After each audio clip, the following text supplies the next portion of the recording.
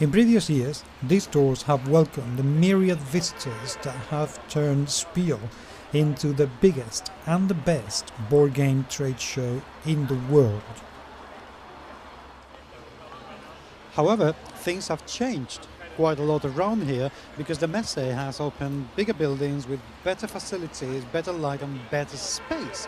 So we're going to go inside, we're going to find who are the best and the brightest in the gaming world, and we're going to interview as many as we can. Welcome to GMS Magazine at Spiel 2013.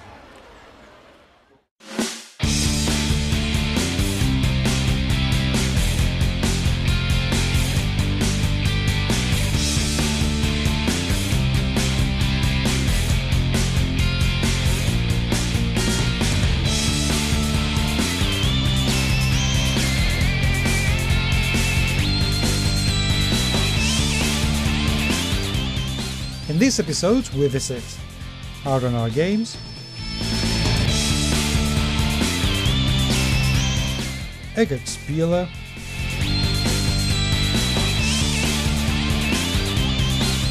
Czech Board Games, Goatee Games, NSKN Games, and Ludonaut. But first, Kickstarter, what else is there to say? Well, what else is there to say is that this gentleman I have here has made not just a massive living, but has helped Kickstarter make an awful lot of money by bringing out an awful lot of games. Dan Yarrington, a Game Salute person himself, it would be fair to say that without you, there wouldn't be as many games in Kickstarter as there are now. Well, I'd like to think there wouldn't be as many successfully funded games on Kickstarter. So we've done, as of today, we've done 129 successful campaigns, which I think is some sort of record at the moment. So a bunch of those are just, we do fulfillment for, so there's great publishers that do their own games, and so we'll just do fulfillment for them. And we do sales and distribution and stuff after the campaign. And then for our published by Game Salute titles, so stuff like Titans of Industry here, we actually make the game and we print it and we do everything. So those we've done about 60 or so out of that 129 that are our own games. Which is, it is an awful lot. Yep. I'm reminded every day. I have a 6-week-old at home, a new baby boy, and we have a 3.5-year-old, and I work way too much, but it's busy. But we've expanded, we're up to 21 people now, so we've got a crew to help us, not just me. Well, I don't think you alone would be able to do that, could you? No, I was. 2 years ago, it was just me in an office in a tiny little warehouse, and that was it. I was packing the orders and doing everything as we slowly added more people. So we grew 750% last year. So it's been very frenetic, but now we're streamlining all our processes, bringing new people on, so it's been good. But yeah, it gets easier and easier, and Kickstarter changes. The whole environment changes, so it's interesting because we see so many pieces of information from Kickstarter. So a lot of people just see one game, or even if you've done 2 campaigns, you have 2 pieces of data, this one and this one, and you don't understand why did this campaign do differently than this one. Well, we have 130 or whatever, because there have been some unsuccessful campaigns, so we have all this data, and so we sort of monitor that as part of our ongoing platform support. Now, you have changed the way that you're doing the pledge levels. You used to have different levels of pledges with different rewards, and it seems that now you have just a couple of pledge levels, and then people can add whatever it is they want to that one pledge level. Why have you made that change? Well, if you've ever fulfilled a Kickstarter, you'll know why, because it gets really complicated. Even here at the show, we're fulfilling for a title, and there's all these promo items, and you got something different. So we try and really drive it into, a lot of times our campaigns will start with one thing, just the game. And then, hey, we did well, we unlocked an expansion, or we unlocked something else. So then we'll add another level. If you want the bigger level, if you just want the base game, that's fine. If you want to upgrade to the other one, you can do that. But we try not to do a lot of a la carte stuff anymore. We've also upgraded, we've tried 4 or 5 different pledge managers, all the ones that are out there and some custom ones. And now we have one that works pretty well, so now we can actually do the sort of a la carte stuff, but we still try not to. But really, for things like the Rocket Dice campaign, there's all the different colors and styles. Like, you sort of have to, right? Because you can't just say, no, you get the rainbow set and that's it. If you want all red, I want to be able to give you all red. But the survey tool on Kickstarter doesn't support that, so we need to do our own thing. But yeah, for most box games, we really just want to do, because we have so many games we want to do, I could either spend a ton of time doing all this detail for this game, or I could just put everything in the box and then make a better game. That's the whole point of the campaign, is to make it better, but not do all the complexity of, oh, I want this, I don't want this. So we try and keep that simple so that we can do more games, so that we're not saying, okay, we still want to make every game as good as it can be. The more backers we get, the better. You saw that with Kingsforge recently.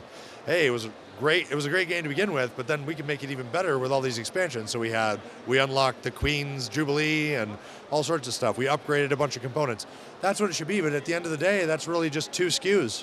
It's the game that's all upgraded and cool, and then the expansion. So that's what we try and do, just from a logistics standpoint and time. Is there more to Game Salute than Kickstarter? Yeah, I mean, we sell a lot of our volume now that we do sales on is after the Kickstarter. So we sell direct to stores, we sell through distribution partners all over the world. We're here at Essen. We sell to companies here in Germany and Benelux and Netherlands and the UK and Australia, New Zealand, South Africa, all over the place. So there is a lot after Kickstarter, and that's part of our sales platform, right? Is that Kickstarter is just the launch.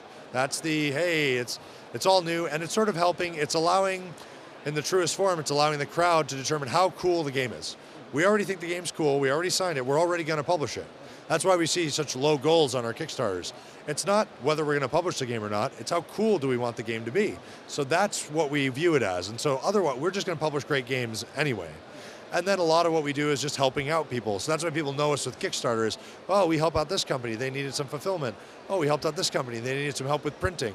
So we start doing a lot of that for people, but at its core, Kickstarter is just the launch. If Kickstarter didn't exist tomorrow, we would still do campaigns, we would just do them in a different way.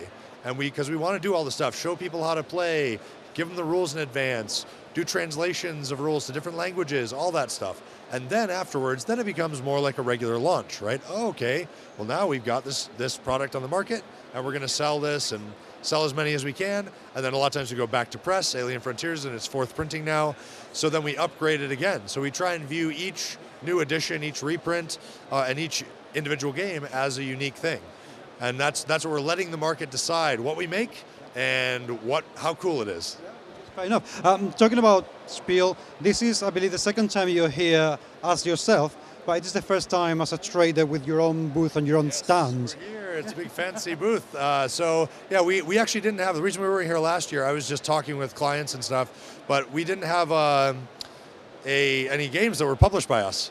So there was really no reason for us to come to Essen. So we had a couple of our clients that were here, but we didn't have ourselves. Now we do. So we had Pixel Lincoln and Nothing Personal and Titans of Industry and Velociraptor Cannibalism, and those are the games that we had. So now now it's worth it to go to Essen. So we signed up actually at Nuremberg this year for Essen, because that's when we knew, okay, we'll have games for it.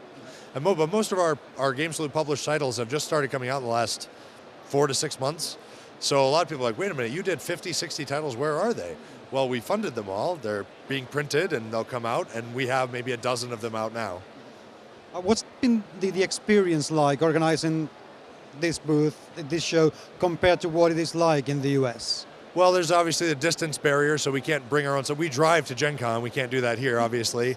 But we have a lot of people that are local. You know, we've got Michael up in the UK, and we've got a lot of great friends here in Europe that can say, hey, we'll receive your pallets and bring them for you. And so we have a lot of help from other people, where it's sort of the reverse of what we do in the US. So we have a lot of people will do that for Gen Con. And so then when we come over here, we can say, hey, I helped you out. Can you take this for me? And so that's logistically, that's the only big difference. So our booth was all set up when we got here because we had other people do that for us. We had to coordinate, bring things in. We have to translate everything into euros and roll in the VAT and all that stuff, which is different. We actually roll in sales tax in the US, but it's not as big a chunk. So 6% or 8%. It's not 19. So we discount a lot of stuff here by rolling in the price. But so there's little things like that. But otherwise, it's like a show. You know, I have meetings. We sell games. We go see things. I go over and I buy games from people. So it's very much like most other shows. It's just I have to fly, you know, through Dublin to get here. And based on the experience so far, will you be coming back? Yep, we'll be here next year. I'm not sure where. I'm pretty happy with this hall. It's new hall layout this year, so everybody's getting used to it. But I think Hall 1's a pretty good fit for us. You know, it seems like Hall 3 is a lot of your big family games and all that sort of stuff. And then Hall 2 seems like it's a lot more, it's like leather armor and, you know, all that sort of stuff. So I think Hall 1 is a good fit for us. We're right next to the Board Game Geek booth and the Queen booth, so that's good. So yeah, we're right next to the entrance. So yeah, we'll be here somewhere. I don't know where, but it's been a good show so far, and we're only in day 2. So. And sir, we are very much looking forward to having you back. Great. Thank you very much indeed. Thanks, Paco.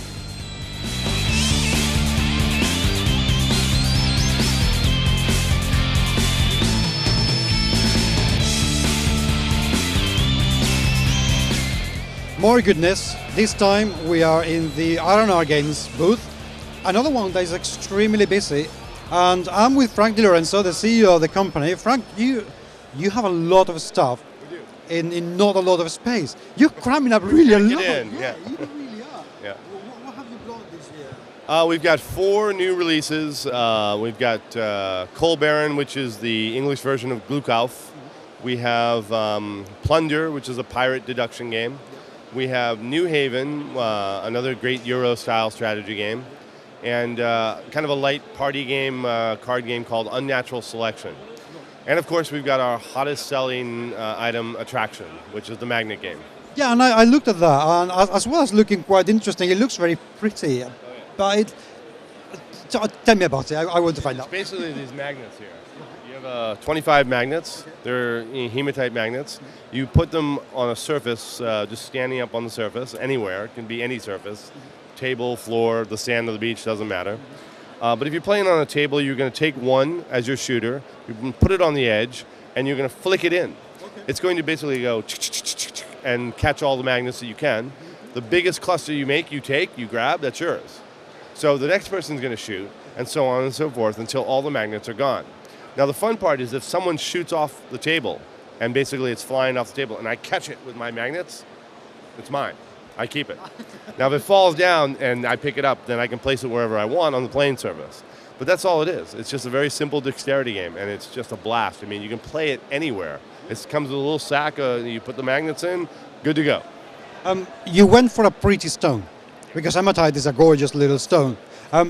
You could have gone for something less good-looking but cheaper. Why did you go for this? It just looks gorgeous. I mean, you can literally have this out. People will go, what is that? Well, it's a very cool looking thing. And you say, oh, it's a game. Let's play. And it doesn't take any time to play. I mean, it's, literally the fastest game I know.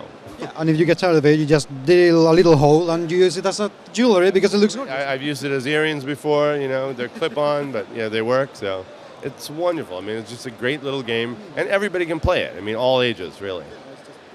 Yeah. Now, I have been instructed by my friend to ask you about New Haven because he loves it, and actually I live very close to a place called New Haven. Really? So if I didn't ask you about that game, it would be kind of heresy from my point of view, so tell me all about it. Well, New Haven is kind of a tile-laying game where you have a board in the center where you're sharing the area that you reap resources from. So as I put tiles on there, I'm creating more and more resources. The bigger the chain of resources, the more resources I produce. But this is a shared area, so whatever I don't use is going to be left for you to use, and so on around the table. All right? And what we're trying to do is we have our own little boards off to the side that are villages that we're trying to build. So I have a selection of buildings that I've got, and I'm trying to build those buildings using those resources. So as I build up my village, I have to make the different buildings connect in such a way so that they're cohesive. And I am trying to complete the boulevards and the avenues. If I do so, I get points at the end of the game. All right? But it's a very tight little game. Plays really well in 2, 3, or 4. Okay, that sounds pretty good. What is the age range for the game? I'd say it's like probably, I'd say 12 and up, I mean, my 9-year-old plays it, but, I think that's something that board game companies are doing an awful lot. They say, oh, 14 up, it's 12 up. And then you say, well, but my children are playing it. In the U.S., you often have to put 14 and up because of certain, regulations. So it really, to me, honest, an age range on the game, to me, is almost meaningless these days, Is this the first time that you guys make it to Spiel, or are you veterans? here several times. We try to come every year that we have strategy games, and I love it so much here at Essen that I try to have more strategy games. So I am constantly on the lookout for good strategy games that we can add into the line. I really enjoy them, and I really love coming to Essen. What's been the difference between this year Essen and previous year Essens? Because they have changed the layout, they have changed the convention. What's the experience for you so far? I absolutely love this. This new hall is very open, very easy to walk around, find things. Even, I mean, granted, there are a huge crowd here, but I still am able to, you know, if I have meetings on the other hall or this hall, I can get to them without fighting through. Before, it was just very tight, very cramped. Everything to me was kind of spread out. I much prefer this. I see everyone that I need to see. People can get to us easily. I love this. I think it's great. And obviously, I mean, by the looks of on how busy you guys are, it obviously is working, so that's fantastic. Well, yeah, I mean, clearly everyone is finding us. I mean, it's not hard to find us, and we have a lot of space for people to sit down and play games here, so it's been working really well. I'm very happy with it. Well, I really sincerely hope it continues working very well for the rest of the show. I hope that by Sunday you will have nothing to take back home, which will be quite a nice thing. So, betting that will be the case, yeah. Good for you. Congratulations on that, sir. Thank you very much indeed. Anytime. Thank you.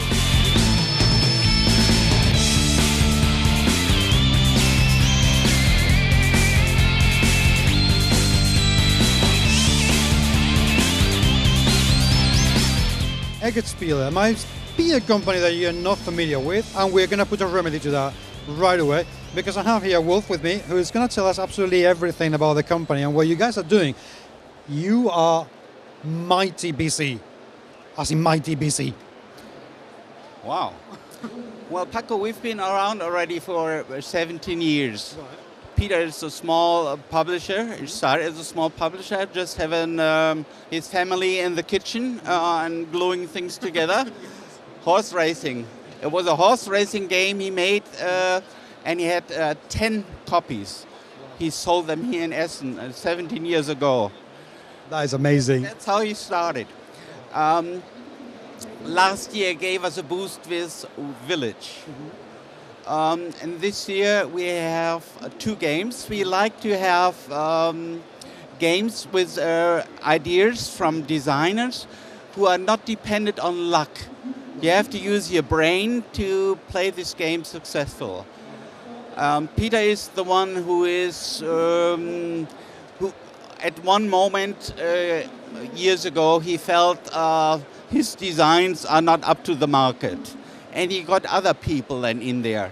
See, the Village is not from Peter, it's from Inka and Markus Braun.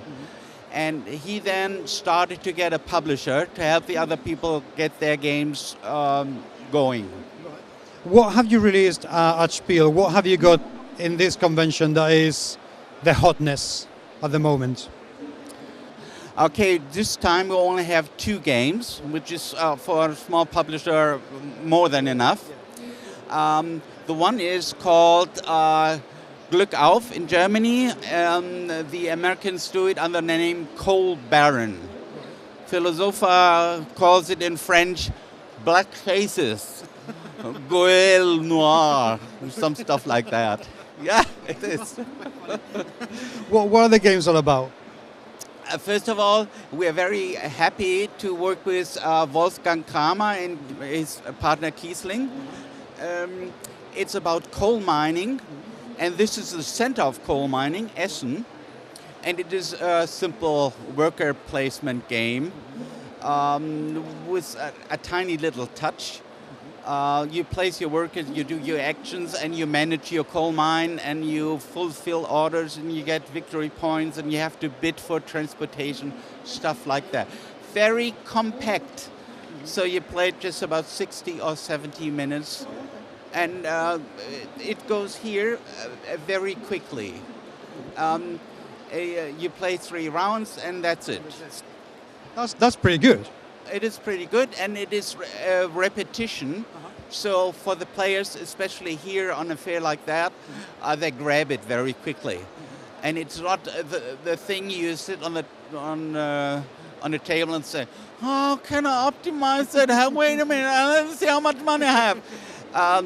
So this is a quicker. The tables turn. This is for us very important. And Karma Kiesling made already, like always, a very good structural rule. So our editor, Victor or Peter, both work. We have both working in the editor type thing. It was not too much work. And one of the very, very good things, Peter is digging a good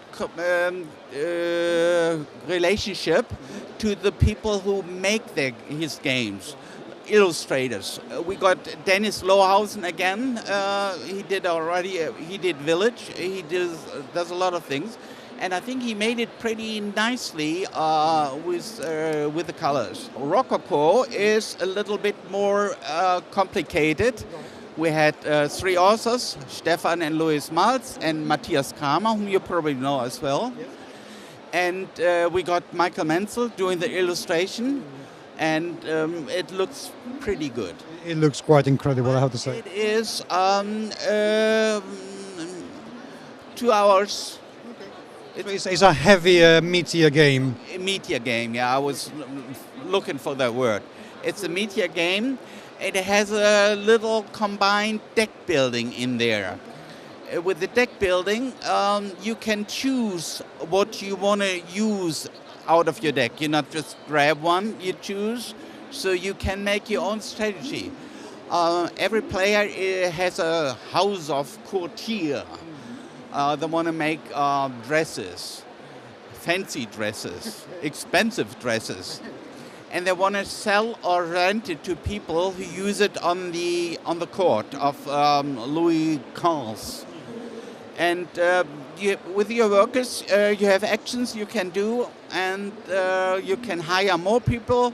You can sell dresses for money. You can rent out dresses for victory points, and in the end, you have to sit about 5 minutes just to count the victory points. And I have a majority here, and I have a majority there, and I've got 3 red dresses. So that goes a little bit. Yeah. Okay, that sounds good fun, though. Are the games out for the public to buy now, or have you just released them? We just have released them. We were sold out with Rococo yesterday at 5 o'clock. But we got overnight another shipment, so we'll be okay till Sunday. When are the games going to hit the US shores? Are they going to be sold over there as well? Because I believe you have distribution in the US. Yeah, in the US, Frank does it for R+R Games. It's already the 3rd game he's doing for us. It's fitting very good in his assortment. Here in Germany, we work with Pegasus. Pegasus is our distributor. And with Pegasus starting to be a distributor for us, every game of us automatically has a German and English rule. So every game has German and English rule. In Rococo, we do it in 3 languages, and Glückauf, right now, we do it in 4 languages. Rococo is in English, and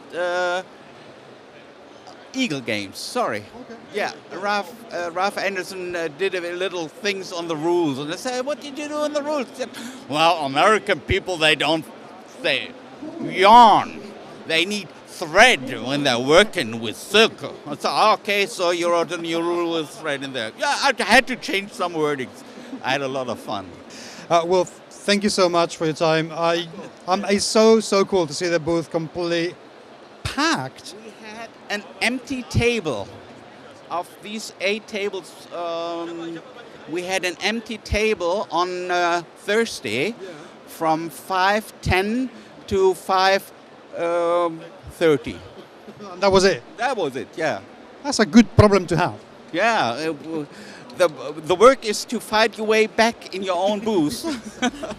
We are delighted, and people love the games. And understandably. Quite happy. Thank you very much indeed, sir. Paco, my pleasure. Thank you.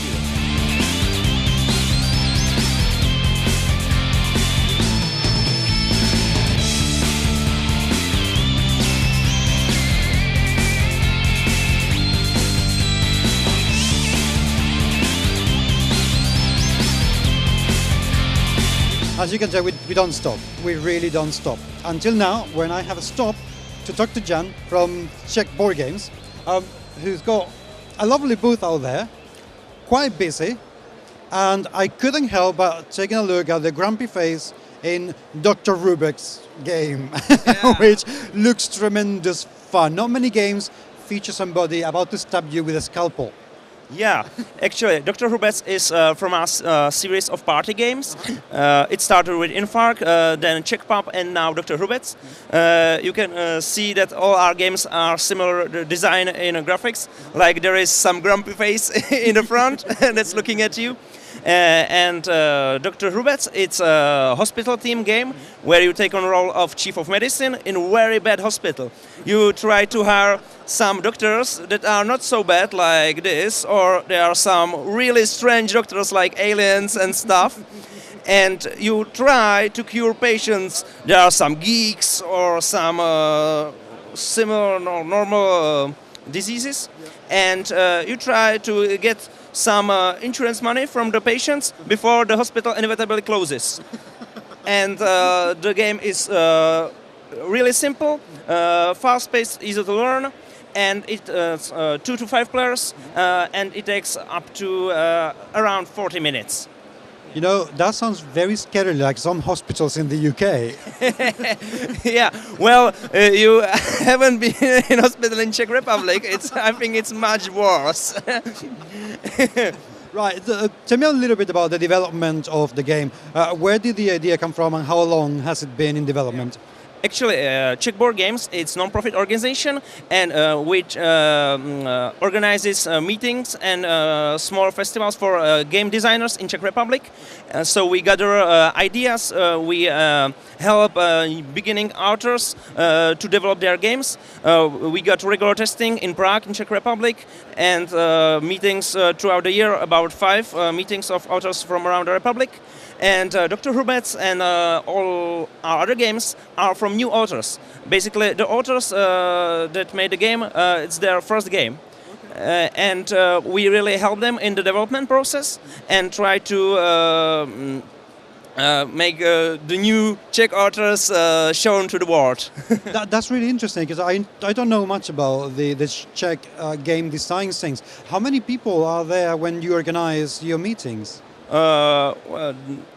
Around the authors, there are some authors that come every year, like 15 people. And then every year, it's really surprising that every year there are like 15 more people. So in the gatherings there are about 30 people, but there are a lot more people that don't come in, because if every year there are 15 new people, there must be hundreds of people who design games and they stuck it in some shelf at home. And then there could be some really good games, but they don't show it to the world. Yeah. And how do you decide, once you come to these meetings, how do you decide what games are going to be worth supporting and bringing into production? Part of it's like the Dr. Rubik's game. We got some series of games, so it's a little bit biased that we need some special games. But if the game is good, if it has potential, we try to push it. We try to find other partners in the world to publish it, and basically we help the authors even if the game is, if we don't want to publish it, we still give them feedback, we test it, we try to give them ideas, develop the game, so the authors can later maybe finalize the game and a few years later publish it. That sounds quite amazing. Now, obviously the games are published in the Czech Republic. What happens to distribution? If people are interested in getting hold of these games, how can they do that? All our new games is we try to do it in as many languages as we can. Basically, we do it in English, German, Slovak, and Czech. And for example, Dr. Rubik's is language independent because it has icons. And the distribution in the world, for example, here in Germany, we are distributing through Heidelberger, but throughout the world, it's really hard to get big distributors. But so usually we use smaller shops and we ship there. So if some big distributor is watching, we are always open for cooperation. Well, fingers crossed, because I know but from coming other years that you guys have some very interesting games. I mean, I think it was last year or the year before, Infarct really did very, very well. Yeah, Infarct was really a bestseller for us, and we hope with Dr. Hubets to achieve the same success. Well, fingers crossed. It does look lovely. It looks really hilarious, and it should be good fun. I've seen already some people playing it, and they were laughing, which is a really good sign. That's the point of our games. We want people to think, to strategize, but also have fun. Right now we are not doing games like when we are 3 hours counting the numbers, but we want the people like first turn like, that's good cards, yeah. So we want people to laugh from the first minute they start playing the game, and if we succeed, they don't stop laughing during the playing, but it's hard to achieve. Well, John, thank you so much for your time. Best of luck with the rest of the show. You're obviously very busy. I hope it will continue, and I hope by Sunday your shelves will be completely empty. That would be really good. Thank you for the interview, and nice Essen. Thank you so much.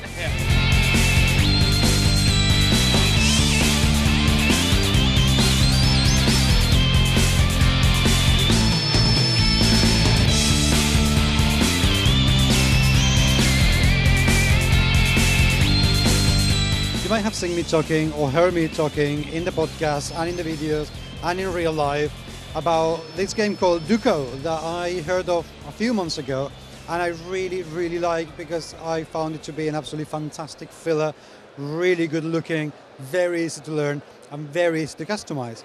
And this gentleman that I have with me now, Henrik Larsson, is the designer and inventor of these games. So I couldn't pass the opportunity of actually talking to him and saying, very nice to meet you. What a lovely game you've made. It's absolutely delightful. Thank you very much. I'm really glad to hear so. Right. Tell me a little bit, because this is the only thing I don't know much about. What's the story of Duco? Where did it come from? So the core idea of the game just came to me, I think, just one night. The idea was to mix colors and shapes and just get that on the cards and mix it. But that didn't play out very well. It was boring. Everyone got the same number of points. It wasn't fun enough. So then we started playing around with adding new special abilities to the card, like the double points and the wild cards for shapes and colors, and that really made the game work. Because then you could both get a lead in the game, and you could also catch up. Because it's more dynamic this way. And now, for the people who are there may not know what the game is all about, tell me just very briefly, what are the mechanics? How does the game play? Okay, so it's a very simple pattern matching game. You have a card with colors and shapes on it, and you place the card next to already placed cards and score points for matching colors and shapes. So you get 1 point for each color and 1 point for each shape. And then you just expand the board and keep joining cards, and at the end the person with the most points wins. Exactly. So the game starts off with a cross made of cards, and then you place cards in the corners to score most points. And then when someone reaches 50 points, you finish the current lap, and so everyone's played the same amount of turns, and then the player with the high score wins. This is, I believe, the first fully industrial production print run of the game. What has it been like for you to develop the game from doing your own printing, which is the copy that you sent me, which was already looking very, very good, to this final one? What's been the journey through that? Well, first, the test run that I did, it was to get the game into the hands of people, of reviewers, and to show it off to the public. And that's been going very well. It's been very well received, and people started to like it. And I figured it's time to get the box out there so it can go into stores, to retailers. So we did another print run with the box and the rules in 9 different languages. And we went through all the cards to make sure they're all unique. All the cards are unique now.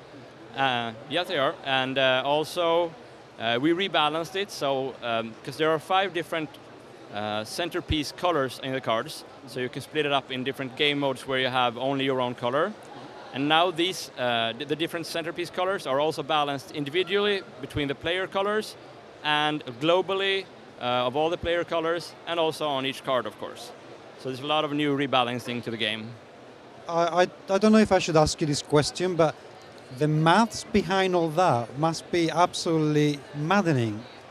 It is. The core of the game is generated programmatically, so it's been done by a programmer, and then it's been manually tweaked because there's no perfect balance for this number of cards that I'm going for here. If it needs to be a specific number of cards for it to be able to be perfectly balanced. Yeah. Now, being colors and shapes, what happens if you're colorblind? Well, for this game, I've done taken two countermeasures to this, I would say. The first is I've chosen colorblind-friendly colors. The second is in each of the colors they have a separate pattern inside. So the yellow ones have dots inside, and the green ones have hexagons, etc. The blue ones have stripes. And also they have different kinds of gradients inside. This is barely visible normally, but if you're colorblind, you'll see those gradients much better. Some are brighter at the top, and some are brighter at the bottom, and that makes it easier to distinguish between them. Have you been able to play test it with some color-blinded people to get their feedback? A little bit. I haven't done any proper full studies of it, but I have tested it on some. I've used different kind of applications that takes a photo of it with the phone, and it shows you how it kind of looks for colorblind people.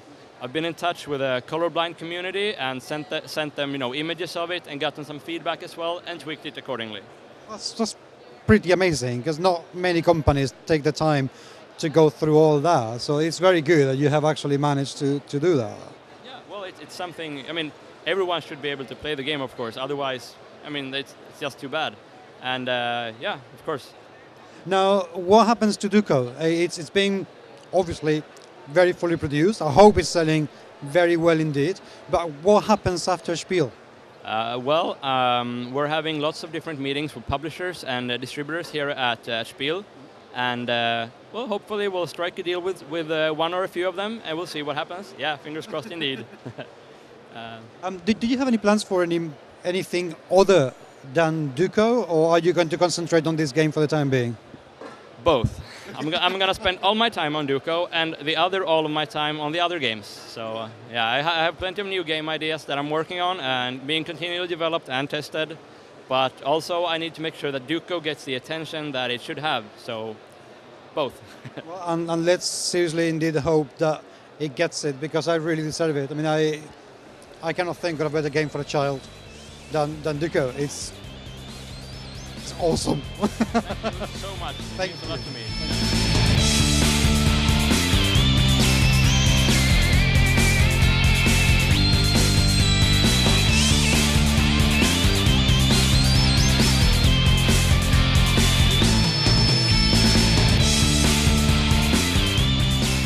One of my favorite companies in Europe by a mile is Ludonaut, because they consistently produce absolutely beautiful games that play really well, and they are lovely, really, really are lovely people. And I am with Anne-Cecile and Cedrick with me today.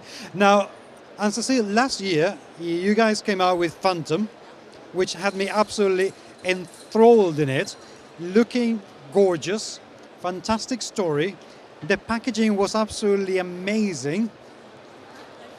Please tell me you're doing more of those. Not so much. It was not so successful. It was a good sale, but not so good. So that is really surprising, because I love stories, and the story, the artwork, the whole thing was absolutely beautiful. Why do you think it didn't do as well as it should have done? Maybe because it's a product that is in both universe, books and games, and it's sometimes difficult to play this in shops, and people doesn't know if in which box you have to place it. So I think that's the main problem. Maybe in several years, maybe the market will be more open to this kind of product, but for now it's too difficult to sell. So. No, that's fair. What's been the biggest lesson that coming out with Phantom has taught you as a company? Maybe that sometimes we have to focus on a main thing, and not maybe sometimes making two different things it's a little bit risky. So we focus now on only board games and card games only, and maybe later we'll, with more experience and more experience, we will do other. So you obviously have not stopped because you're still there. What's new this year? Because you tend to have really solid releases at Essen. What have you coming out with at the moment? We like games, and we like also literature, and so we start with the Little Prince at the beginning of this year to make a game in this universe, and that's our first game this year. And then in Essen we are releasing 2 titles, SOS Titanic and Lewis and Clark. So we have 3 games released this year, so it's a good year. Okay. Yeah. Cedric, you are the designer of Lewis and Clark: The Expedition. I've already taken a look around. It looks lovely on the table. The artwork looks rather excellent, which, to be honest, is what I would be expecting from you guys. What is the game all about? The game is about. We created a new mechanism called hand building. Basically, it's just building a hand of cards that you retrieve when you, after playing all the cards, you retrieve it, and we mixed it with the theme of the Lewis and Clark expedition. And when you retrieve your card, you have to. It means that you settle your camp, so you have to count all the resources and so on to have an effective hand building management. So it's very interesting. I think we mixed a very strong theme, historical theme, plus a new mechanism that you haven't seen before, I think. So it's how difficult was that new mechanism to implement? Because when you get a game with ready tested mechanics and mechanisms, is all right, you know they're going to work, but to implement something completely new, that is quite a challenge. How do you go about making sure that the game came out being really solid? I've got a certain game board culture myself. I play very often, and I started designing games 3 years ago. And my only aim was creating something new. I didn't want to make something that already existed. I think it's a way of differentiate from the rest. And what I try to do basically is doing something new. I start from here, so if it doesn't work, I stop, and that's it. I go to something else. How did the relationship between you and Ludonaut start? How did you guys come along? Yeah, it's a nice story because I designed my game. It was only 3 or 4 months old. The game, it was running okay, and I decided to go to the festival of Toulouse, south of France, for the first time. I didn't go very far from my home, so there's a small festival around. So for the first time I went to Toulouse, and a friend of mine was the responsible for a magazine, a paper magazine, and he asked me, "Oh, can you get the crime box game from Ludonaut? Because you go in Toulouse, they will be in Toulouse, so I just asked them to pick it up for me." So I went there, and we encountered each other, and they said, "Okay," and apparently you brought with you a prototype. I said, "Okay, yes, that's my prototype.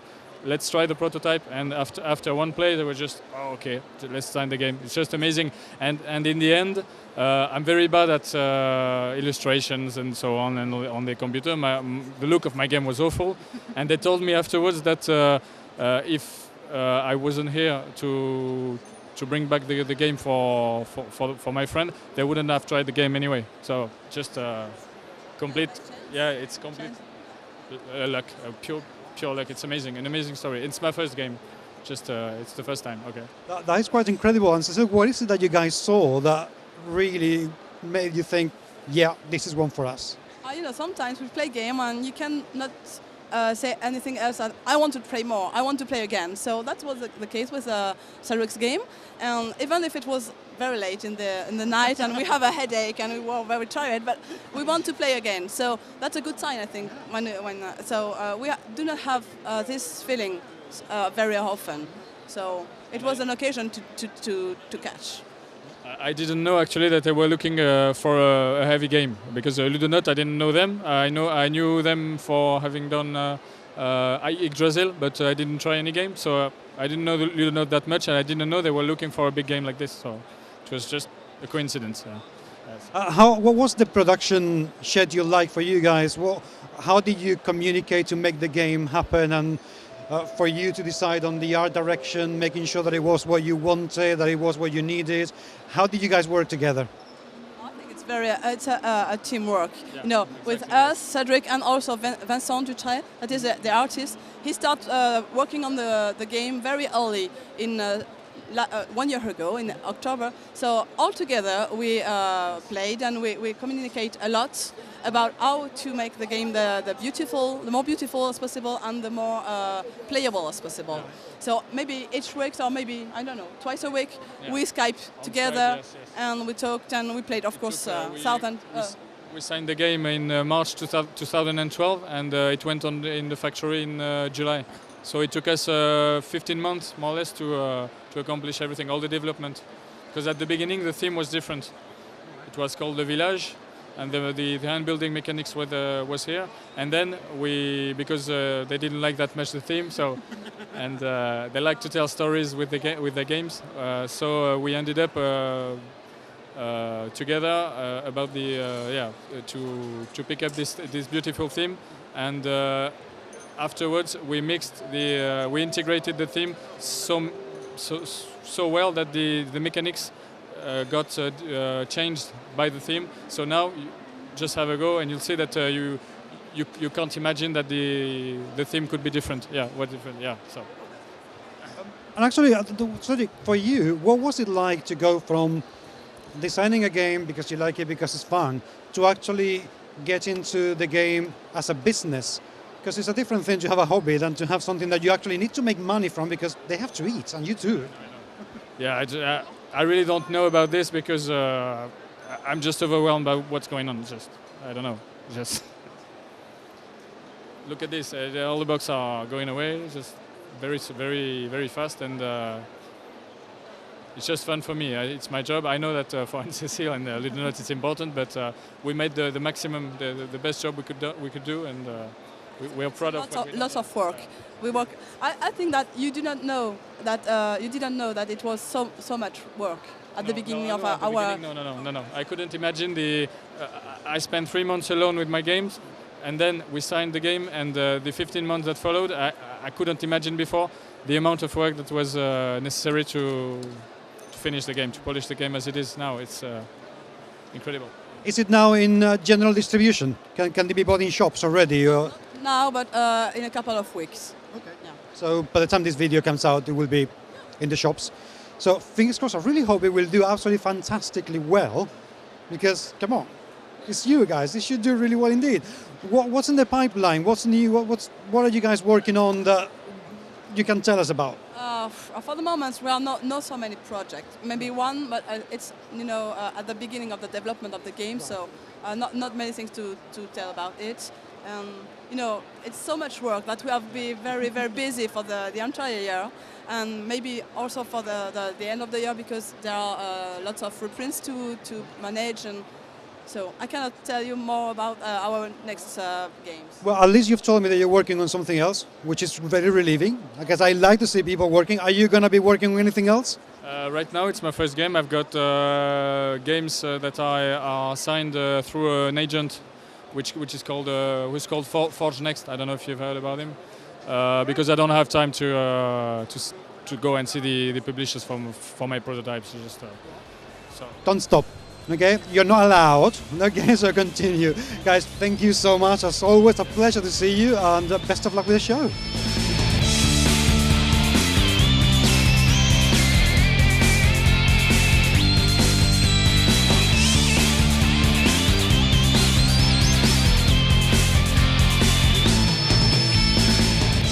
A company that I have followed up very, very closely since the very beginning has been NSK and Legendary Games. First, I followed them up because Warriors and Traders was a very, very interesting game that I saw 2 years ago. And then I followed them up because they are absolutely adorable and very good friends of mine. Agnieszka and Andre, hello guys, so good to see you. Good to see you too. Great. Right, last year you had a little booth with a massive game. And this year you have gone for a massive booth with a smaller game. Not really. The box changed, but the game is heavier, definitely. It is. Yes. Technically, the revised edition of Exodus is larger than the first edition. It has more components just in a user-friendly box.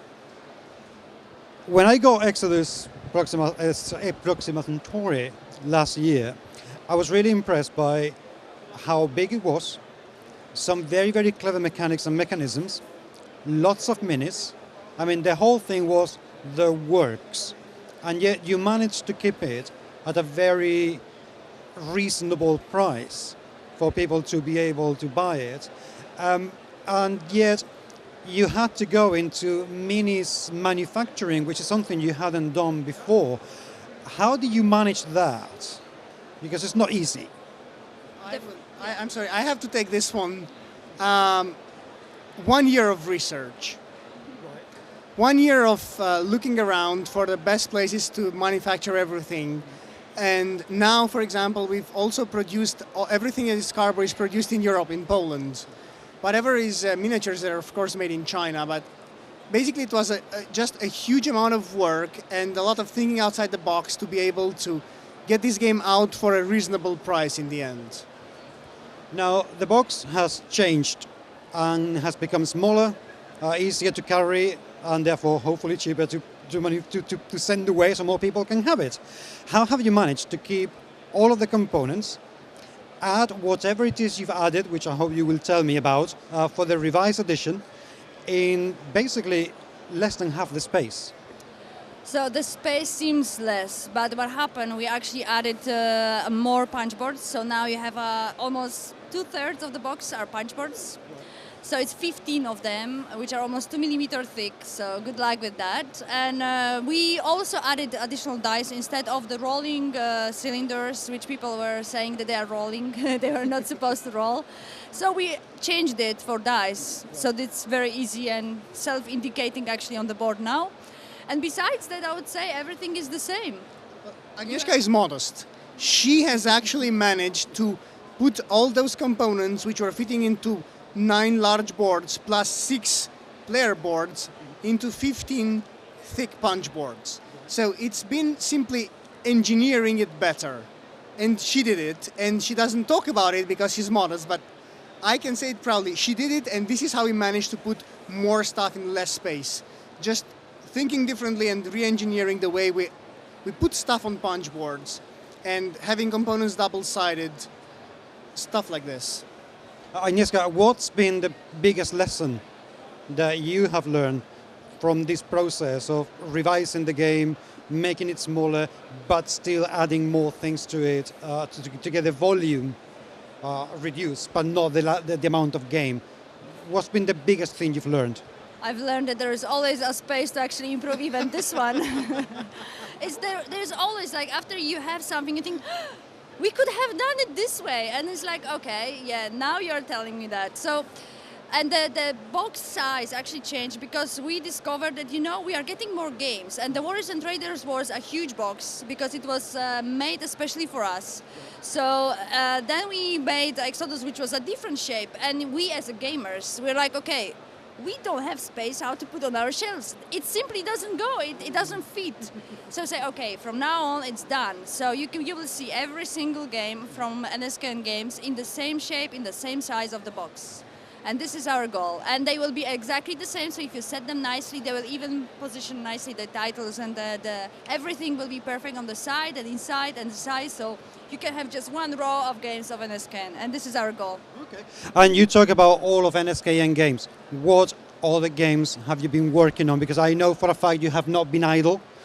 What's new? The biggest hit is coming, it's Pretor. It's a worker placement game.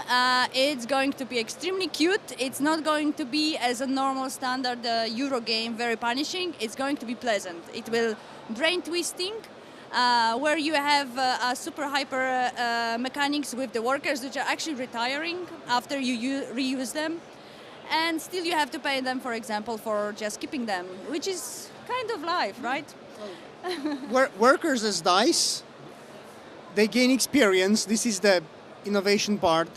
then they retire when they get to 6 experience, which is, let's say, it's a bit of irony towards the European welfare system, but you know. You making political statements in games? Oh my God! How dare I? I know. And then you also have the tile laying mechanic in the game, where it matters where you put each part of the game. And this is actually the game which is from 2 to 5 players, and it's going to be actually a really nice. I hope you will have time to actually play test it, and yeah, we will start. Now we have the almost final prototype, just few touches. So keep your fingers crossed, yes, and thumbs. So we managed to get it in multilingual version in January, February, hopefully. But it's not a definite date, because in this business you cannot have this date. And with the holidays coming, everybody's producing, so it's difficult. Warriors and Traders, I still see that you're selling it, so I hope and expect that it's doing very well. What are your plans for that game? Are you guys going to come out at some point with an expansion for it? What are you doing? What are you thinking? Okay. These are actually the last copies of Warriors and Traders. I would say that we have to give it about 2 years, and then we have already a new version planned.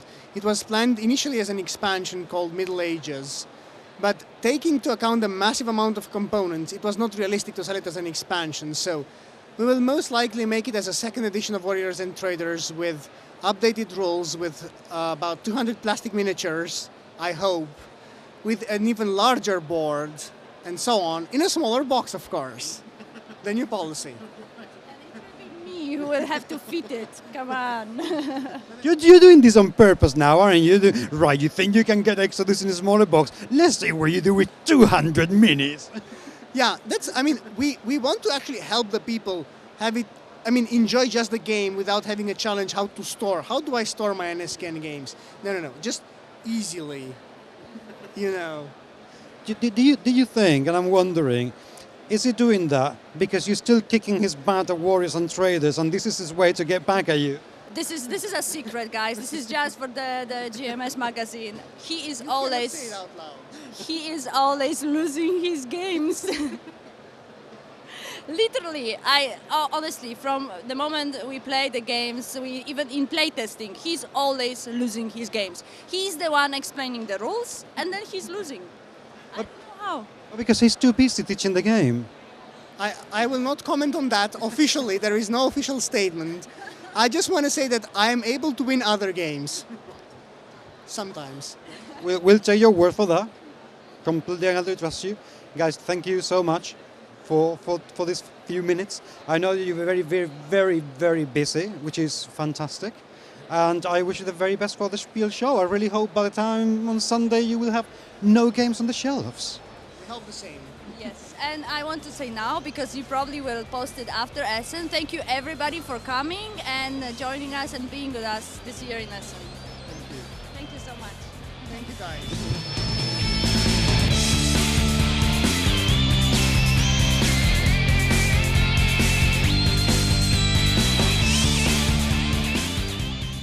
And this brings us to the end of one of these Spiel episodes that we've been recording. So far, the experience has been absolutely fantastic.